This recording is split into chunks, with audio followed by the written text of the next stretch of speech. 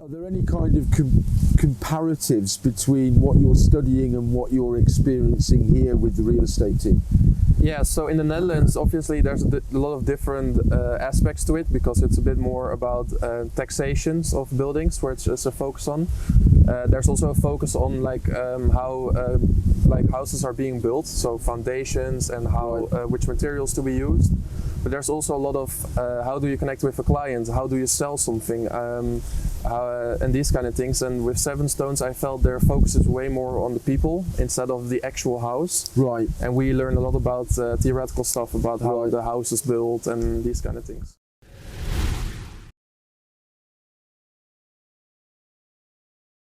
And today we're in Eco-Turismo Kumatuk, which is an eco resort in the hills of Tibetan, actually in Gunung Salak. And today we're going to be talking to Mr. Julius Sanders, who's doing an internship with us at SevenStones Indonesia. So welcome, Julius. Yes, thank you so much for having me here. You're more than welcome. So let's start by asking, who are you? Who's Julius Sanders? Julius Sanders. So I'm a 21-year-old from the Netherlands, where I've been born and raised since I was a young child, and I study real estate. I do a university there at the Hanze University. And there's a lot of things I like to do. I love to play basketball, I love to play chess. I really enjoy being with friends and talking about interesting topics.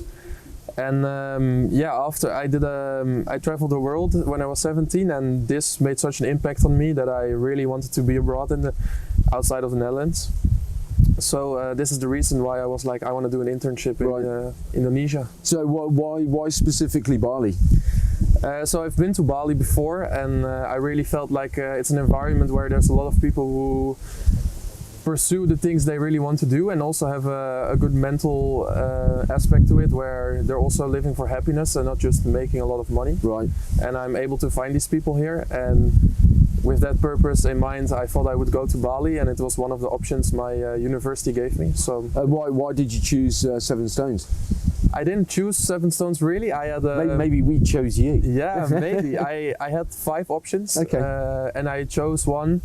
Didn't work out, and then they said, well, at SevenStones there's 2 spots for a guy and a girl. Do you want to do it? And then I quickly scanned through the website to see what the values were of SevenStones and what the team was about, and I was like, yeah, this sounds amazing. And so I said, yes, I'll go for SevenStones. And have we lived up to your expectations? Yeah, a lot better than I expected, actually. I learned so much more than just the usual work things that you expect from a company like SevenStones.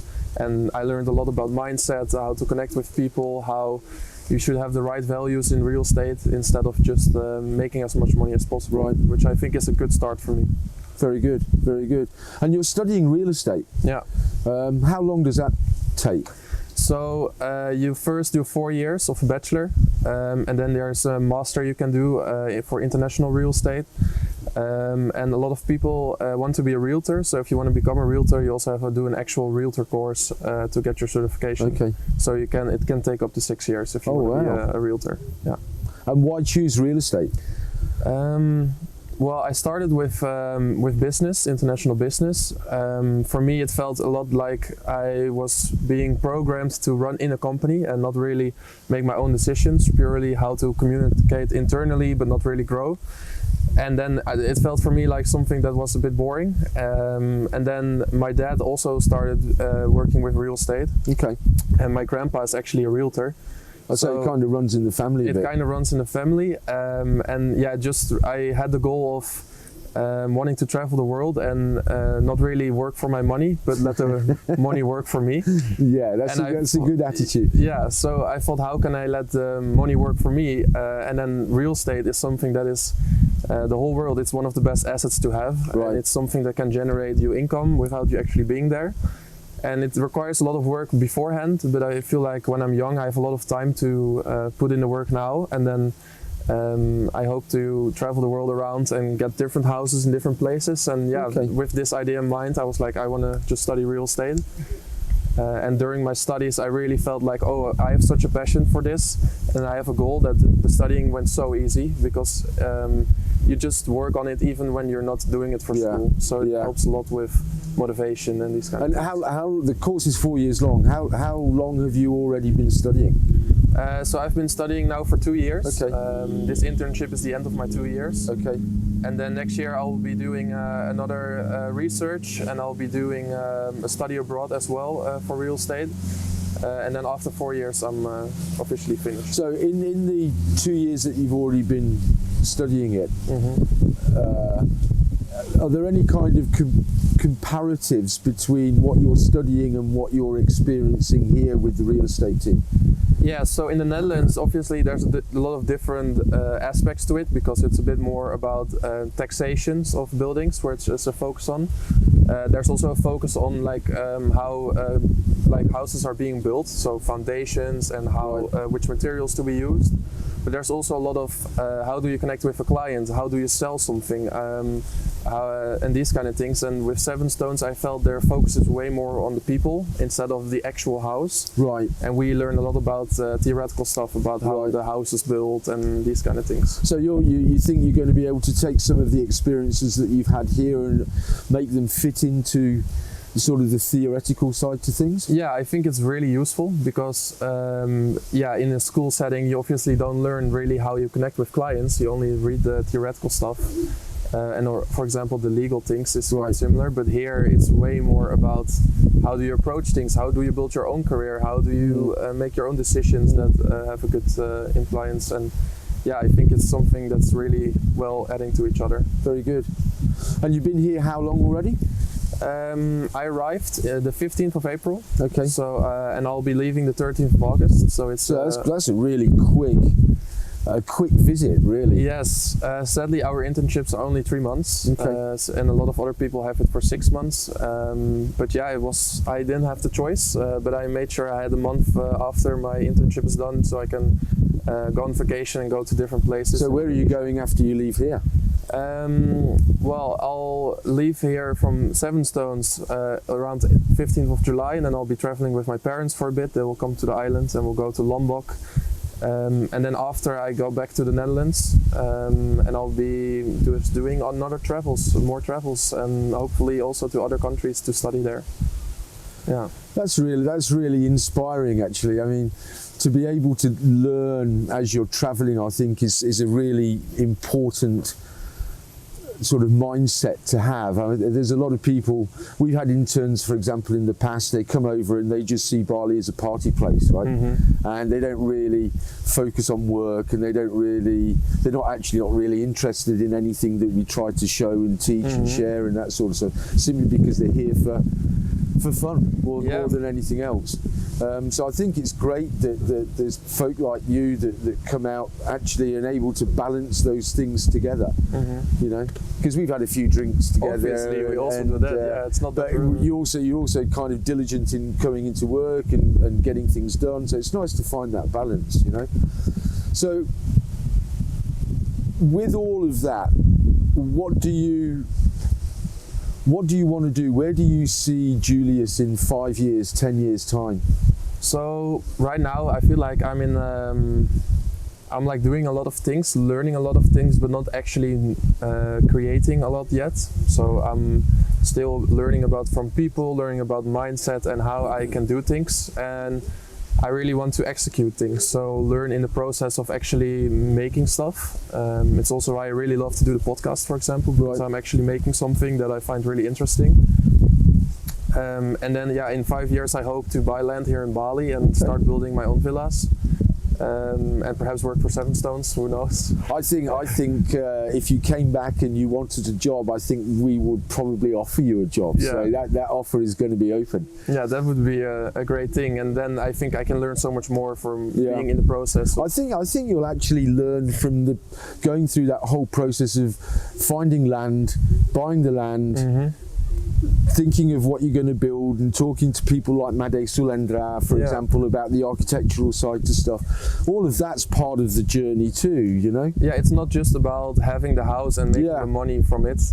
It's more that you learn, if you're in the process, you learn so much more. And then when I, for example, tell a client like how I can help him, exactly, when he's pretty foreigner, then I know a lot more about what would be, what's worth it, what's not worth it, and all these things. So I'm just trying to, everything I do right now is just enjoy all the steps that I make and not really, obviously I have my goal in mind. That's what I work for every day, try to do 3 things for my goal every day. Okay.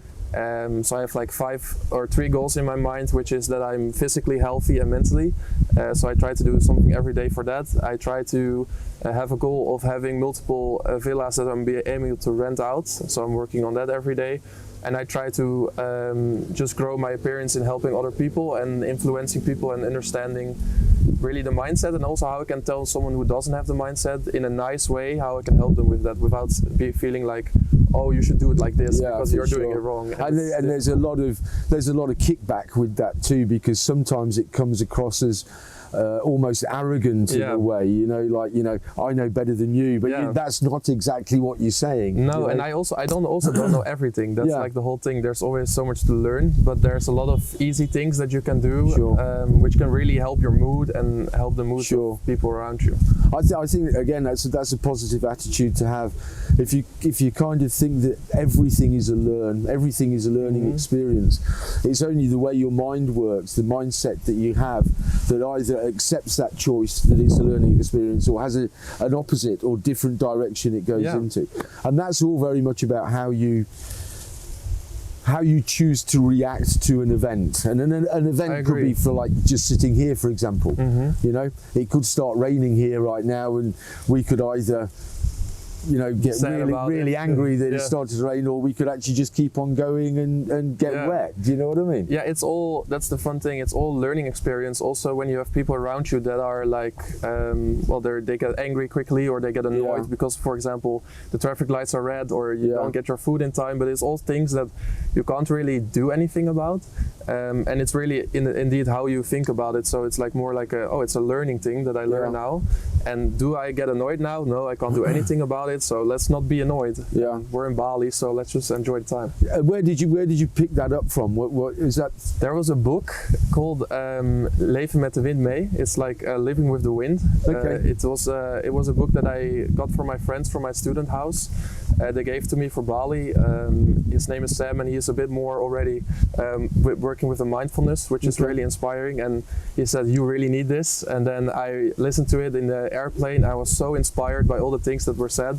So then I really started working on meditating and thinking about like how my thoughts always led me to an emotion or led me to a decision. And now I'm a bit more able to observe my thoughts and be like, oh, well, this makes me feel like this. Do I want to do this or this? And how do I feel? And it's so much, it helps so much. And you learn more every day when you meditate or when you talk to people. I've been watching and reading a lot of stuff by a guy called Dr. Joe Dispenza. And he talks a lot about how it's the feeling of something that your body reacts to, not necessarily the actual thing, not the actual event. So you, for example, could have a feeling of something that made you very happy or very sad or scared or fearful or something without the event actually happening, but your body will react as if it's actually happening. And that really points to the power that you have to be able to control your destiny in a way, simply by choosing which bits you want to take on. You know? It's very mentally, I think, like how your body feels in comparison, or like seeing with your mind, because there's, for example, there's people in Japan that there's a certain island where people turn 100 years more often than anywhere else in the world. And I read a book about this, and what they say in the book is really that people, they wake up with a why. So they have a purpose every time they wake up, why they want to do something. And it keeps them mentally very healthy, because they're always thinking about something to do and they're always happy with it. And they also don't quit their passion. So they can work till they're 80 or 90. And they also have way less diseases, less heart attacks, they die less of these things. And I feel like if you're mentally healthy, then what you said about your body will feel so much better for a longer time, even if there isn't actually anything happening. Yeah, exactly. And in many senses, you create those things that are happening anyway simply by the choices you've made. So it's all kind of, connected like that, True. Yeah. And it's really nice to see that people like you and people like Terje or other people here around SevenStones, they also kind of see that mindset, and you can learn so much from other people. Absolutely. Who are like. I mean, for us, the big thing for us, because we have interns coming in and out all the time, right? The big thing for us about having interns is to give you an experience that you'll fall in love with. And that will be one of those feelings that you'll have. Do you know what I mean? And it's going to kind of maintain and keep with you for a long time. That memory, that experiencing that you have. And we like having, young guys like you coming in and sharing your experience with us, because we're also learning. Do you know? Yeah, it's like a sort of like a training track where you learn a different way of living life, like not just making money and how's the best way to make so much money, but you learn the whole different aspect, which I think SevenStones is helping a lot of people achieving this. But it's also important that the person who goes into it also needs to want it, because you can't really change someone who's stuck in That's their own, right. And and if you don't feel like you want it, or you don't feel like you need it, then there's good arguments to say we're not even going to try. No, it's a difficult thing, I think, because people are hardly influenced by something you say. I feel like they have to experience it themselves. Yeah. And how can someone experience something like, I feel like they need a purpose, they need something that they really want to do. And for me it was traveling around the world which really made me give this experience. And for anybody it could be anything else. Like for some people, someone passes away that they're very close to, and they're like, oh, life is so short, I want to make something good out of it. And for the other person it's the other thing, but I think people can look for it and make their own efforts towards it. A couple of interesting books. One is called the Tibetan Book of the Living and the Dead, and the other one is called the Tibetan Book of the Living and the Dying. And it talks about things very similar to that, where most people will realise that they're going to die, usually when on their deathbed type of thing. But the only guarantee that we have about anything in this life is that one, you're born, and secondly, you die. So you're going to die, and everyone's going to die. And the book tries to teach you that if you know that you're going to die, then every day could be your last day, and in that sense, you should always have this positive attitude and this right mindset to appreciate and enjoy everything around you. Even if it appears that it's bad. I fully agree. Yeah, because if we would all live for eternity, or we find something how we can live for 300 years, then let's hope not. Let's hope not, because the purpose of your whole day is kind of gone. Because I know I'll live tomorrow, so it's gonna be fine. But for you, what brings you awake? Is it like the fact that you feel like you might die, or is there some other purpose where you feel like? No, I'm not afraid of dying at all. No. I'm not saying I welcome it, but I'm not afraid of it at all. I try to live in this space that is appreciative of things all the time. I like just looking out and just staring at a view like this, for example. I'll just sit and look at it for hours and hours and not really necessarily think about anything. I'm just really happy being in the moment. Yeah. And without any particular thought, without any particular thing going on, I'll look at the trees and I'll smile when they move in the wind, and I'll smile when I see a shape in the bushes, and I just think it's all totally and utterly beautiful and wonderful. Yeah, I feel like that's such a nice thing, because it's really hard sometimes to enjoy things when you have all these thoughts in your mind. That's like a difficult thing. Well, we're going to call it a day right there, and we're going to wish you all the best with your studies and all the best with your future career and wherever you want to take it. And thanks for being part of us. Thank you so much for having me. You're more than welcome. Great time here. Thank you. Ciao.